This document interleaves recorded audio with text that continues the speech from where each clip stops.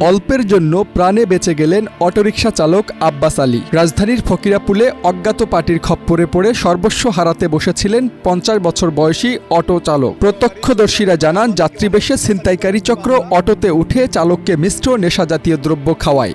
নেশা খাওয়ানোর পরে মনে করেন যে এখানে যখন ঢুলে আসছে, তখন আমরা যদি এখানে না থাকতাম, বাহির না থাকতাম, তাহলে তারে ছিনতাইকারীরা তারে লয়ে যেত। অজ্ঞাত পার্টির খাবার খেয়ে কিছুক্ষণের মধ্যেই আব্বাস আলী অসুস্থ হয়ে পড়েন এবং ধীরে ধীরে জ্ঞান হারাতে শুরু করেন। এক পর্যায়ে নিয়ন্ত্রণ হারিয়ে অটোটি একটি প্রাইভেট কারের সঙ্গে ধাক্কা খায়। এতে বড় ধরনের দুর্ঘটনার আশঙ্কা তৈরি হয়। গাড়িটা ভিতর থেকে আসছে, গলির মুখ দিয়ে আসছে, আসার পরে দুইটা গাড়ির লোক মাইরা দিছে। মারার পরে দেখেছি ডাইরেক্ট একটা প্রাইভেটের সাথে মাইরা দিছে। মারার পরে লোকটার সাথে গেলাম, যাওয়ার পরে দেখেছি লোকটা ধরছি, ধরার পরে দেখেছি লোকটা পড়ে গেছে।